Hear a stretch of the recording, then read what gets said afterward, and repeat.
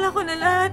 Lahat ng nangyari sa akin, naalala ko na. Dahil sa kanila napahamak si Lawrence. Tumigil ka. Huwag mong isisi sa kanila ang mga kasalanan mo. Alam mo, ngayon, alam na ni Joyce ang lahat ng mga nangyari sa kanya. Had I known na madidevelop lang si Lawrence sa babaeng yun, hindi ko na siya sana inassign para tulungan si Joyce. What if sinadya niyang paibigin si Lawrence as a way of paniningil sa'yo? You two are dead wrong about her. And that seryoso ako sa kanya. Papatunayan ko sa inyong dalawa yun. Lawrence, anong ginagawa mo?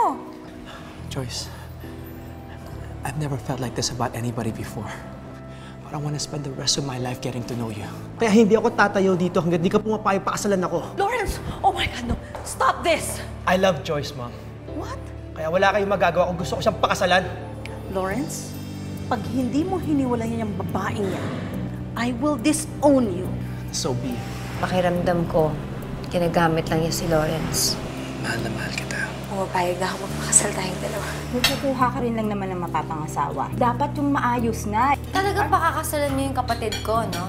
Bakit ka ba nangingialam sa anak ko, ha? Naiinggit ka sa kanya, no? Sobra ka na. Dapat sa mag-inang yun, sampahan ng kaso eh. Huwag na natin palakihin ang gulo. Tay, bakit ba parang hindi niyo magawang magalit kay Joyce? Kailangan doble kayod ka. Lalo na ngayon na tinakwil ka na ng nanay mo. Huwag po kayong mag-alala, Nay Imelda.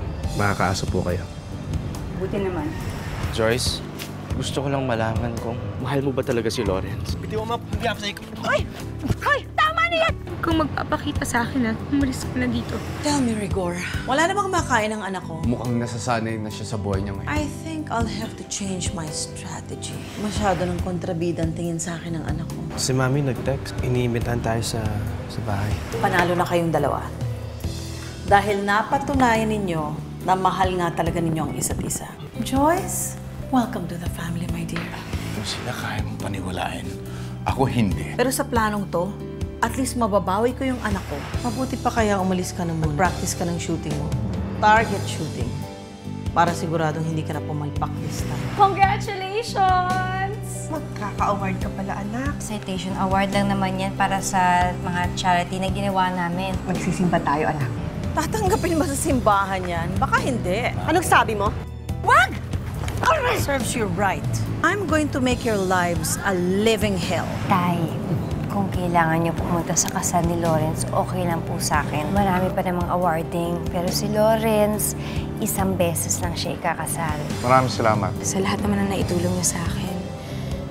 Lalong-lalo na sa pagkakataon na binigay niyo sa akin para maibangon ko ulit yung sarili ko.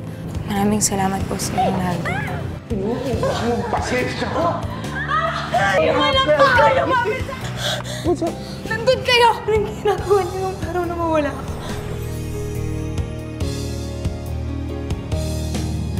Babaril ka lang kapag malapit ako kay Joyce. Nang sa ganon sa investigasyon ng lalaban, ako ang target. Casualty lang si Joyce. Nangyari na yung kinakatakutan ko. Noel, Joyce? may nararamdaman ako na maliit. Asa na kaya si Noel? Sabi niya pupunta siya. Huwag mo kaming pakabahin ni Christine. Ano ba talaga ang problema? Nanggulan na naman si Joyce. Pinagbibintangan niya ako. Ako daw ang dahilan kung bakit nawala siya noon.